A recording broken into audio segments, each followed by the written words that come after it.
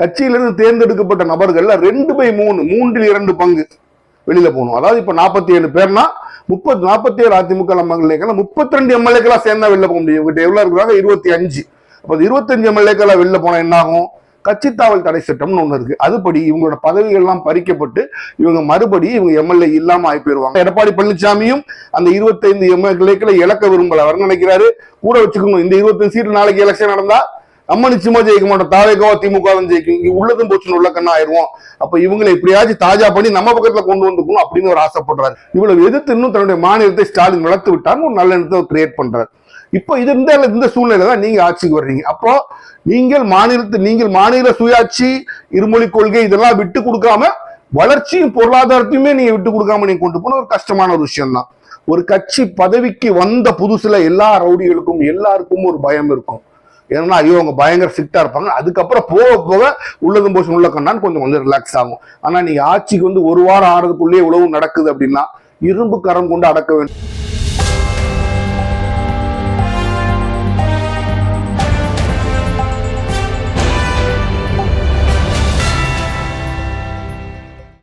Hello friends, welcome to உண்மையும் பொய்மையும்.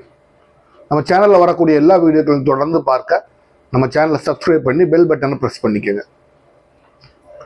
நாம் இன்னைக்கு பேசக்கூடிய அந்த விஷயம் உங்களுக்கு பெரிய அளவில் தமிழக அரசியலுக்கு தொடர்பு இல்லாத மாதிரி தெரிஞ்சாலும் தமிழக அரசியலோட இன்றைய சூழ்நிலைகளில் ஒரு மிக முக்கியமான விஷயத்துக்கு ஒரு விடை கிடைச்ச மாதிரி கூட நீங்கள் எடுத்துக்கலாம். நம்ம பேசக்கூடிய விஷயம் அப்படி என்ன விஷயத்தை நம்ம பேச போகிறோம் அப்படின்னா, நம்மளை மாதிரியே கேரளாவில் எலெக்ஷன் நடந்தது.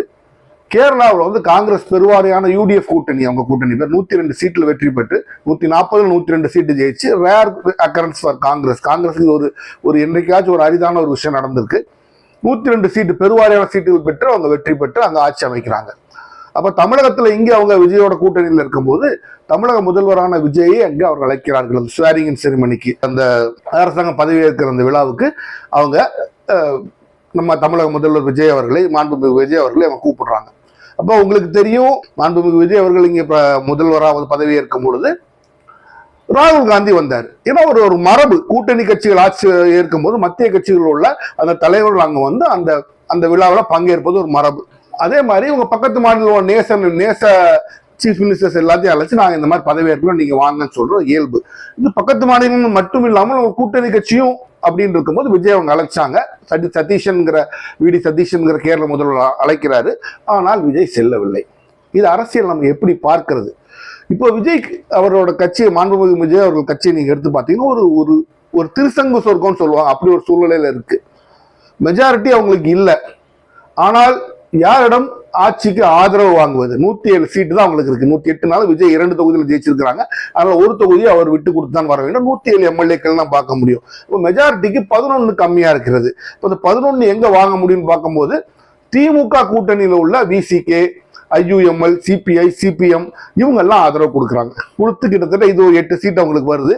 அவங்க ஆதரவுல அவரு இதையும் பாஸ் பண்ணிடுறார், ஃப்ளோர் டெஸ்டையும் பாஸ் பண்ணிடுறார். காங்கிரஸ் முதல்லயே எலெக்ஷன் ரிசல்ட் வந்து அடுத்த நிமிஷம் குரங்கு மாதிரி ஜம்ப் பண்ணி அங்கே 5 சீட் போய் நாங்கள் 5 சீட் உங்களுக்கு முழுசா ஆதரவு தர்றோம் அப்படின்னு சொல்லி அக்ரிமெண்ட்லாம் போட்டு எங்களுக்கு நீங்க மினிஸ்ட்ரி தான் கொடுக்கணும் அப்படின்னு சொல்லி அக்ரிமெண்ட்லாம் போட்டு நாங்கள் 2029 எலெக்ஷன் வரைக்கும் தொடருங்கிற மாதிரி அக்ரிமெண்ட்லாம் போட்டு வந்துடுறாங்க காங்கிரஸ். அப்போ காங்கிரஸ் வந்து தன்னுடைய ஃபார்ச்சூன்ஸ் வித் டிவிகேன்னு சொல்லுவாங்க. தன்னுடைய எதிர்காலத்தை தாவேகாவோடு சேர்த்து ஒருங்கிணைந்து கட்டி கொண்டு விட்டது. அப்போ 2 பேரும் ஒன்றுன்னு அக்ரிமெண்ட்லாம் போட்டு வச்சிடுறாங்க. இந்த சூழ்நிலை என்ன பண்ணுது? அதிமுகவை உடைக்கிறதுக்கு அங்க உள்ள CV சண்முகம், வேலுமணி, விஜயபாஸ்கர் தலைமையில ஒரு கூட்டணி வந்து நாங்க தான் உண்மையான அதிமுக எங்கதான் பெரும்பான்மை இருக்கு அப்படின்னு சொல்லி எடப்பாடி பழனிசாமி அவர்கள் கிடையாது, நாங்க தாவேகாவுக்கு ஆதரவு கொடுக்க போறோம்னு ஒரு பெரிய சலசலப்பை ஏற்படுத்துறாங்க. ஆனா வாக்கெடுப்புன்னு வரும்போது 47 அதிமுக எம்எல்ஏக்கள் 25 பேர் தான் அவங்க கூட இருக்கிறாங்க. 22 பேர் இன்னும் எடப்பாடி பழனிசாமி ஐயா கூட தான் இருக்கிறாங்க. இப்ப காலம் போக போக எடப்பாடி பழனிசாமி ஐயாவோட பதவி கூடுது. ஏன்னா ஒரு அருமையான ஒரு காரியம் பண்ணாரு. நான் தான் பொதுச் செயலாளர், நீங்க நான் எதிர்த்து ஓட்டு போடணும்னு சொன்னேன், நீங்க ஆதரிச்சு ஓட்டு போட்டீங்க. உங்க எல்லாரோட மாவட்ட செயலாளர் பதவி, அந்த பதவியெல்லாம் தூக்குறேன்னு சொல்லி எல்லாத்தையும் பதவி விட்டு தூக்கிட்டாரு.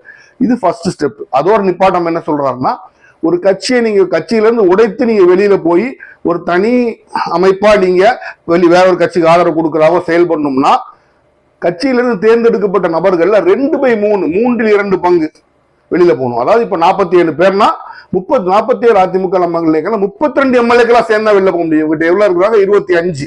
அப்ப 25 எம்எல்ஏக்களா வெளில போனா என்ன ஆகும்? கட்சி தாவல் தடை சட்டம்னு ஒண்ணு இருக்கு. அதுபடி இவங்களோட பதவிகள் எல்லாம் பறிக்கப்பட்டு இவங்க மறுபடியும் இவங்க எம்எல்ஏ இல்லாம ஆகி போயிருவாங்க. அப்ப அந்த மறுபடியும் அந்த சீட்டுகளுக்கு எல்லாம் தேர்தல் நடக்கும்.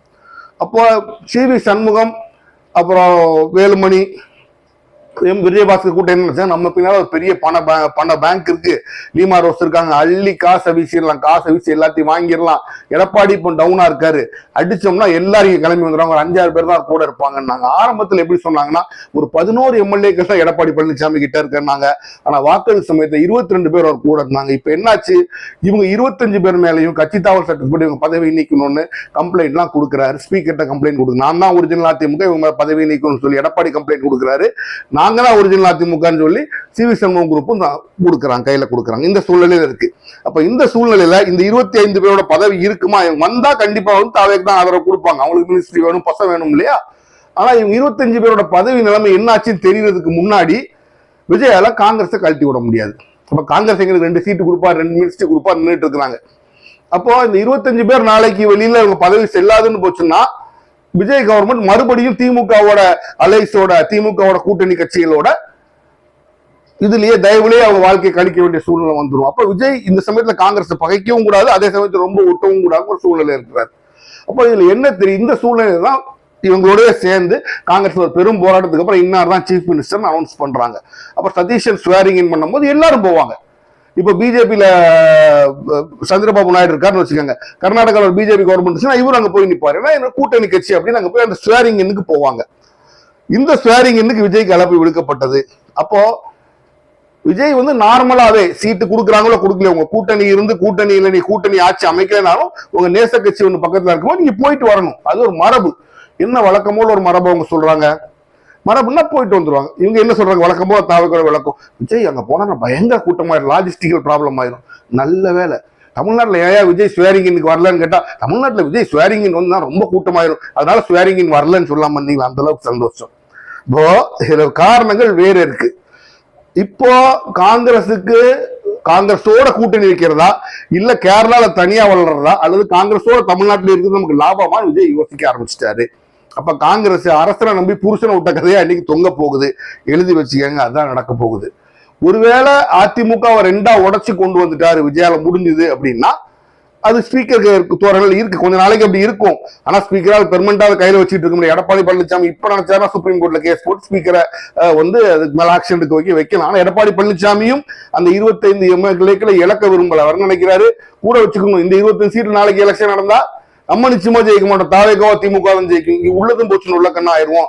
அப்ப இவங்களை எப்படியாச்சும் தாஜா பண்ணி நம்ம பக்கத்துல கொண்டு வந்துக்கணும் அப்படின்னு ஒரு ஆசைப்படுறாரு. சோ இந்த திருசங்கு சொர்க்க நிலைமையில விஜய் கவர்மெண்ட் இருக்கிறதுனால அவரும் காங்கிரஸை வெளிப்படையாக கழட்டி விட முடியல, உள்ளே வச்சுக்க முடியல. பட் அதே சமயத்துல ஓவர் அங்க போய் இழந்தோம்னா நம்ம தனித்தன்மை போயிடும் பாக்குறாரு.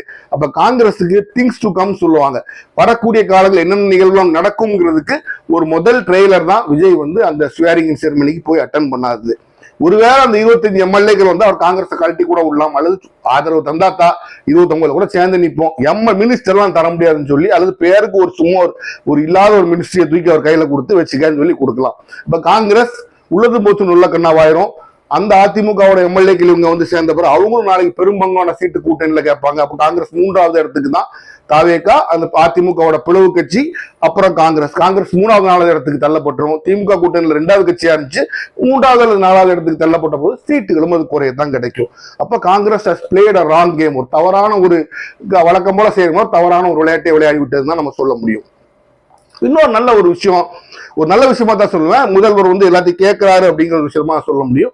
தமிழகத்துல அவர் கல்வி அமைச்சரா ஒரு பிராமண சமூகத்தை சேர்ந்த வெங்கட்ரமணன் அவர் அப்பாயின் பண்ணும்போது, பள்ளிக்கல்வித்துறை அமைச்சரா அப்பாயின் பண்ணும்போது பெருவாரியான எதிர்ப்பு கிளம்பிச்சு. நாமெல்லாம் ஒரு வீடியோ கூட போட்டிருக்கோம், ஏன் பிராமணர் ஆகிய அவரை கல்வித்துறை அமைச்சர் பள்ளிக்கல்வித்துறை அமைச்சராக அப்பாயின் பண்ணக்கூடாது அப்படின்னு போட்டோம். இப்படி எல்லாரும் பல வகையை எதிர்த்த உடனே அந்த அப்பாயின்மெண்ட்டை வித்ட்ரா பண்ணிடுறாரு. ரொம்ப சந்தோஷம். நீங்க கேட்குறீங்க, சமூக நீதிக்கு எதிரான உங்க மேல தனிப்பட்ட காழ்ப்புணர்ச்சியை கொண்டு நாங்கள் சொல்லவில்லை, சமூக நீதிக்கு எதிரான சொன்னோம், நீங்க கேட்டு செஞ்சிருக்கீங்க, சந்தோஷம். அதே மாதிரி ராஜமோகன் அவர்கள் அந்த போஸ்ட்ல போடுறாரு, அவருக்கு அந்த கல்வி தகுதி இருக்குதா, அவர் போய் கல்வி தகுதி போய் சொல்லிட்டாரு ஒரு பக்கம் ஒரு பிரச்சனை போனாலும் அவர் தலித் சமூகத்தை சார்ந்தவர். இதற்கு முன்னாடி கோவிச்செழியன் திமுக அரசுல கோவிச்செழியன் உயர்கல்வித்துறையிலேயே அவர் வந்து மினிஸ்டரா இருந்தாரு. அப்போ நீங்க தான் தைரியத்தை போட்டீங்க, நீங்க மார்த்தட்டிக்காதீங்க. உயர்கல்வித்துறைக்கே கொடுத்திருந்தார், இப்ப பள்ளிக்கல்வித்துறைக்கு வர்றாரு. அப்ப பள்ளிக்கல்வித்துறையில ராஜ்மோகன் அவர்கள் ஒரு சமிகை கொடுக்கின்றார், வரவேற்கக்கூடிய சமிகை தான், நான் இல்லைன்னு சொல்ல. மும்மொழி கொள்கையை நீங்க பின்பற்றுவீங்களா, பிஎம்சியில கையெழுத்து போடுவீங்களா, அதெல்லாம் பார்க்கணும் சொல்லிட்டு போயிட்டாங்க. மும்மொழி கொள்கையில நீங்க ஏற்றுக்கொள்வீர்களான்னா அது ஒரு வார்த்தை சொல்றாரு. இருமொழி கொள்கையில எனக்கு நம்பிக்கை உண்டு, உறவுகளுக்கு தமிழ், உலகத்திற்கு ஆங்கிலம், அது போதும் அப்படின்னு சொல்லிட்டு அவர் போறாரு. இந்த கொள்கையை அவர் தொடர்வார் என்று நாங்கள் நம்புகிறோம். அப்படி தொடராத அதை விட்டுட்டு அவர் மும்மொழி கொள்கை கையெழுத்து போட்டால் விஷயங்கள் கொஞ்சம் பிரச்சனைகள் பெருசாகும். ஏன்னா மும்மொழி கொள்கை தீவிரமா இப்ப சிபிஎஸ்இ பள்ளிகள்லாம் கிளாஸ் 9 கிளாஸ் 10 மத்திய அரசு இம்ப்ளிமெண்ட் பண்ணுது.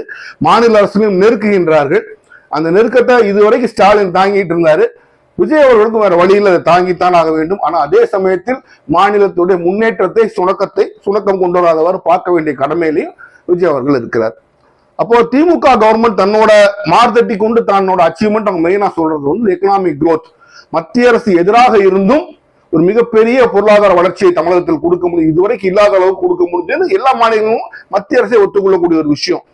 அந்த விஷயத்தினாலதான் தமிழகம் மேல் நோக்கி சென்றது. ஸ்டாலின் வந்து பாத்தீங்கன்னா 2 பேரும் ஆன்டி பிஜேபி அப்படின்னு இந்தியா முழுசும் பாத்தீங்கன்னா 2 பேரோட ஃபேஸ் தான் ப்ராமினென்டா தெரியும். ஒன்று மம்தா பானர்ஜி, இன்னொரு ஸ்டாலின்.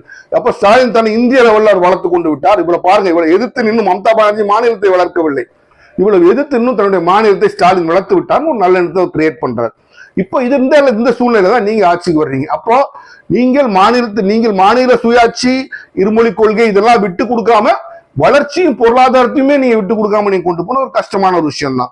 இதுக்கு முன்னாடி உங்களுக்கு தெரியும், திருநெல்வேலிக்கு வர வேண்டிய ஒரு மிகப்பெரிய ஒரு காலனி இண்டஸ்ட்ரியை வந்து அக்ரிமெண்ட் எல்லாம் போட்டு ஸ்டாலின் அரசு எவ்வளவு கொண்டு வந்து கடைசி நேரத்தில் சந்திரபாபு நாயுடு தட்டிட்டு போயிட்டாரு. எப்படி தட்டினா மத்திய அரசு உதவியோடு தட்டிட்டு போயிட்டாரு. இன்னைக்கு சூழ்நிலையில சுத்தி இருக்கிற எல்லா ஸ்டேட்டுகளுமே நம்ம அப்படி பண்ண நினைப்பார்கள். நீங்க புதுசு அப்படிங்கும் போது உங்களுக்கு இன்னும் ஒரு துணிச்சல் வரும்.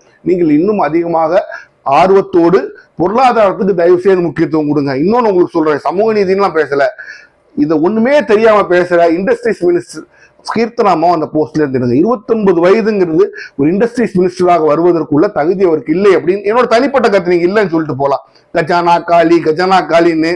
முதல் கோணல் முற்றும் கோணல். ஒரு விஷயத்த செய்யும் போது என்னால முடியும்னு எடுத்து செய்யறவன் தான் ஒரு மிகப்பெரிய ஒரு காரியத்தை சாதிக்கக்கூடியவனா இருக்கணும். ஒண்ணுமே என்கிட்ட இல்ல, விட்டுட்டு போயிட்டான், தெருல விட்டு போயிட்டான், நாசமா போச்சு, இப்படியே சொல்லிட்டு இருந்தா அந்த ஊரு நாசமா தான் போகும். ஒரு விஷயத்தை முன்போ முனைப்போடு எடுத்து செயல்படக்கூடிய ஆள்லாம் வைங்க. இன்னொன்னு, அவங்களோட இண்டிபெண்டன்ஸ் மேல எல்லாத்துக்கும் ஒரு சந்தேகம் வருது. அவங்க ஃபேமிலியே பிஜேபி RSS பேக் ஃபேமிலி அப்படின்னு சொல்றாங்க. இது தவிர கான்ஃபிளிக்ட் ஆஃப் இன்ட்ரெஸ்ட் வேற வருது. சந்திரபாபு நாயுடு எலெக்ட் ஆகிறதுக்கு ஒர்க் பண்ண இதுல கூட அவங்க இருந்திருக்காங்க. அப்ப எந்த அளவுக்கு இது நமக்கு ஸ்டேட்டுக்கு இண்டஸ்ட்ரிங்கிறது மிக முக்கியமான விஷயம். அந்த போஸ்ட்ல நீங்க உங்களுக்கு கொடுக்கறது வந்து என்ன பொறுத்த வரைக்கும் ஒரு தவறான விஷயம் தான். ஒரு விஷயத்த நல்லா பண்ணிருக்கீங்க, எல்லாருமே புதுசு. அப்ப ஃபைனான்ஸ் மாதிரி மினிஸ்ட்ரி புது ஆட்களுக்கு கொடுக்க கூடாது. மத்திய அரசோட நம்ம அடிக்கடி பேச வேண்டியது வரும். அப்படி சூழ்நிலையில மத்திய அரசோட ஒரு காலத்துல ஓடி இருந்த செங்கோட்டையனை வைப்போம்னு சொல்லி வச்சிருக்கிறீங்க. ஒரு நல்ல போஸ்டிங் தான், நல்ல ஒரு இதுதான். நீங்க இதுவரைக்கும் நீங்க 1000 வாக்குறுதிகள் கொடுத்துட்டீங்க. ஒரு 2 முக்கியமான விஷயத்துக்கும் நீங்க ஆட்சிக்கு வர்றீங்க. பெண்கள் பாதுகாப்பு, சட்டம் ஒழுங்கு சரியில்லைன்னு. இப்ப பெண்கள் பாதுகாப்பு நாட்டுல சிரிக்குது. திருச்சியில ஒரு பொண்ணு நடு ரோட்ல ஒரு பாய் ஃப்ரெண்டு கல்யாணம் பண்ணிக்கலன்னு சொல்லி கல்லால தூக்கி அடிச்சிருக்கான். இதைத்தான் நீங்க சொன்னீங்க. திமுக கவர்மெண்ட் என்ன சொல்லிச்சு, இதெல்லாம் ஸ்ட்ரே இன்சிடென்ட்னு. நீங்க இல்லைன்னு நீங்க சொல்லி தலைகீழ நின்னீங்க. பாருங்க, இன்றைக்கு அது உங்க மேல விடுது. பெண்களுக்கு எங்கே பாதுகாப்பு, வேர் இஸ் சிங்கப்பெண் படை அப்படின்னு கேட்கறாங்க. இது தவிர ஒரு ஈரோடுல ஒரு 13 வயது பெண் வந்து பாலியல் என்ன துன்புறுத்த போன்ல வந்து என்ன எடுத்து மிரட்டி ஒருத்தர் துன்புறுத்துறான். போலீஸ்கிட்ட கம்ப்ளைண்ட் பண்ணி அவன் மேல அவங்க ஆக்ஷன் எடுக்கலன்னு சொல்லி தற்கொலை பண்ணிக்கிட்டு தான் அவர் சொல்றாங்க. வேர் இஸ் சிங்கப்பெண் படைன்னு கேட்கறாங்க. இதெல்லாம் நீங்கள் create the Frankenstein monster you created. நீங்கள் உருவாக்கி வைத்த ஒரு பூதம் இன்னைக்கு உங்களே திரும்பி தாக்குது. நான் ஜென்ரலா இதெல்லாம் பேச மாட்டேன். ஆனா நீங்க சொன்னீங்க இல்லையா, இது எல்லாத்துக்கும் ஸ்டாலின் தான் பொறுப்புன்னு. இப்ப நீங்க ஆட்சியில இருக்கீங்க, நீங்க தான் பொறுப்பாவீர்கள். அது மட்டும் இல்ல, சட்டம் ஒழுங்குல 2 கானா பாடல் பாடுகின்ற இளைஞர்களை வீட்டுக்குள்ள புகுந்து ஒரு கூட்டம் 6 பேர் கொண்ட கும்பல் வெட்டி கொண்டிருக்காங்க. அந்த அளவுக்கு சட்டம் மேல் பயம் இல்லாம போயிடுச்சு அப்படின்னு எல்லாருமே சொல்றாங்க. ஒரு 13 வயது சிறுவனை கோயம்புத்தூர்ல அவன் ஃப்ரெண்ட்ஸ் 2 பேர் சேர்ந்து அடிச்சு கொண்டு புதைச்சிட்டு போயிருக்காங்க. அப்போ இதற்கும் நீங்க வந்து பொறுப்பேற்கணுமா? நார்மலா பொறுப்பேற்கணும்னு நான் சொல்ல மாட்டேன். ஆனா நீங்க சொன்னதுனால நீங்க தான் பொறுப்பேற்க வேண்டும். இன்னொரு முக்கியமான விஷயம் நீங்க புரிஞ்சுக்கணும். ஒரு கட்சி பதவிக்கு வந்த புதுசுல எல்லா ரவுடிகளுக்கும் எல்லாருக்கும் ஒரு பயம் இருக்கும். ஏன்னா ஐயோ அவங்க பயங்கர ஸ்ட்ரிக்டா இருப்பாங்க. அதுக்கப்புறம் போக உள்ளதும் போச்சு உள்ள கண்ணான்னு கொஞ்சம் ரிலாக்ஸ் ஆகும். ஆனா நீங்க ஆட்சிக்கு வந்து 1 வாரம் ஆறதுக்குள்ளேயே உழவு நடக்குது அப்படின்னா இரும்பு கரம் கொண்டு அடக்க வேண்டும். ஏன்னா அதுக்கு வேற யார் மேலேயும் பழி போட முடியாது. ஹோம் மினிஸ்ட்ரியும் போலீஸும் நீங்க தான் வச்சிருக்கிறீங்க, நீங்க தான் அடக்கணும். இல்லை என்றால் ஒரு முதுகெலும்பு இல்லாத அநியாயத்தை கண்டு முகத்தை திருப்பி கொண்டு போகின்ற ஒரு அரசுன்னு உங்க பேர் வாங்கிருவீங்க. விடாதீங்க, அதை விட கெட்ட பேர் வேற எதுவுமே கிடையாது. ஏன்னா நீங்க இப்ப போற டைரக்ஷனை பார்த்தா எக்கானமியை நீங்க விட்டுருவீங்களோ ஒரு நியாயமான ஒரு பயம் இருக்கு.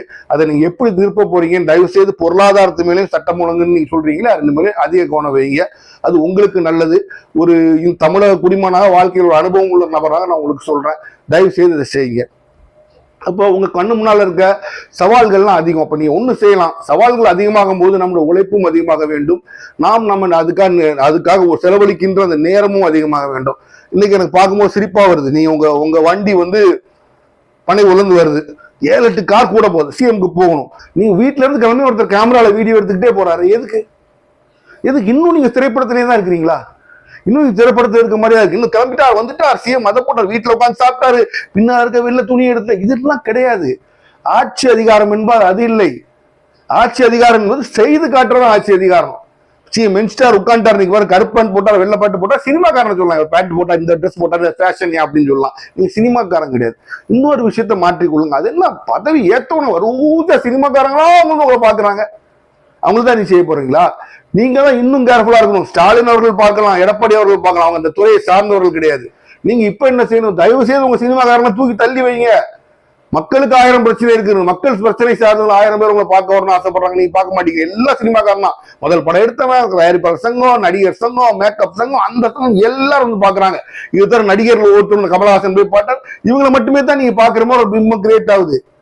இது ரொம்ப நாளைக்கு இப்படி பண்ணீங்கன்னா மக்கள் மத்தியில ஒரு அதிருப்தி கிரியேட் ஆகுது. நல்லாவே பேசுவோம், மாதிரி சினிமாக்காரன் தான் செய்யறான்னு சொல்லுவாங்க.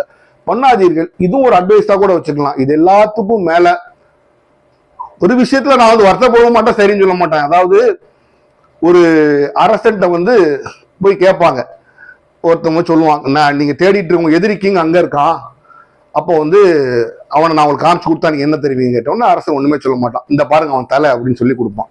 தலையை வாங்கிட்டு அவன் கீழே வச்சு இவன் தலையை வெட்டிடுறான்னு கேட்டா, உன்னை நம்பி இருந்தவனுக்கு நீ துரோகம் பண்ணிய, நீ எப்படா நல்லவனா இருப்ப, நீ தானே பெரிய துரோகி, அதெல்லாம் உன்னை கொள்றேன்னு சொல்லி அந்த அரசர் கொள்வான்னு சொல்லுவாங்க. இன்னைக்கு அந்த சூழ்நிலை தான் காங்கிரஸ் இருக்கு. நீங்க காங்கிரஸ் என்ன பண்ணாலும் தைரியமா காங்கிரஸ் நீங்க டீல் பண்ணுங்க. அது என்னைக்குமே நான் சொல்லுவேன். ஸ்டாலின் அதை பண்ணல, அதனாலதான் இன்னைக்கு அனுபவிக்கிறார். தைரியமா ஃபர்ம் ஹேண்டோட காங்கிரஸ் டீல் பண்ணுங்க. ஒன்னும் கிடையாது காங்கிரஸுக்கு தமிழ்நாட்டுல ஒண்ணும் கிடையாது. மத்தியில எதுவும் வர்றதுக்கும் உள்ள வாய்ப்புகளும் ரொம்ப கம்மி. காங்கிரஸை ஃபர்மா டீல் பண்ணுங்க. உள்ள விட்டீங்கன்னா உங்களை இழுத்து கவுத்து விடுறது பிஜேபி எந்த அளவுக்கு செய்யுமோ அதோட அதிகமா காங்கிரஸ் செய்யும். இது நீங்க மைண்ட்ல வச்சுக்கோங்க. மற்றபடி உங்களோட ஒரு வார ஆட்சி நீங்க தேர்தலுக்கு முன்னால என்ன பேசுனீங்களோ அதுக்கு முரணாகத்தான் இருக்கிறது. அம்மா உணவத்தை சரி பண்றீங்க, நல்லது. அம்மா உணவத்தை சரி பண்றாங்க எல்லாம் சொல்றீங்க. அப்போ you are accepting that the previous governments were good. அப்ப நீங்க என்ன சொல்றீங்க, முந்தைய அரசுகள்லாம் சரியா இருக்கு அப்படின்னு சொல்றீங்க. ரெண்டாவது பாயிண்ட், முந்தைய அரசு உள்ள விஷயங்கள் செய்த விஷயங்களை மட்டும் தான் தொடர்ந்து செய்வேன், நான் புதுசா அதுவும் செய்ய மாட்டேன்னு சொல்ற மாதிரி இருக்கு. கொடுத்த வாக்குறுதிகளை உடனே நிறைவேற்றுறதுக்கு வழியே பாருங்க. திருச்சிக்கு இலக்குள்ள எலெக்ஷன் வருதுங்க, திருச்சியே நியூஸ்ல போட்டு திருச்சியில் அது பண்றேன் இது பண்றேன், என்க்ரோச்மெண்ட்ஸ் எடுக்கிறேன், தெப்ப குளத்தை கிளீன் பண்றேன், எல்லாம் அப்படி போடுறது. திருச்சி கிழக்குக்கு மட்டும் உங்களை நாங்க தேர்ந்தெடுக்கல, உங்களை தமிழகத்துக்கு முதல்வராக தேர்ந்தெடுத்திருக்கிறாங்க. மொத்தமா போக்கஸ் பண்ணுங்க, அவ்வளவுதான். இதுதான் இப்போதைக்கு நடக்கக்கூடிய விஷயம். இந்த 2 வார கால ஆட்சி அப்படின்னு நம்ம பார்த்தோம் அப்படின்னா திருப்திகரமான இருக்குன்னா நிச்சயமாக திருப்திகரமாக இல்லை. குழப்பங்களும் சர்ச்சைகளுக்கும் பஞ்சமே இல்லை. முடிவுகளுக்கும் தீர்க்கமான செயல்பாடுகளுக்கும் மிகப்பெரிய பஞ்சம் இருக்கு. மாற்றிக்கொள்ளுங்கள். மீண்டும் சந்திப்போம்.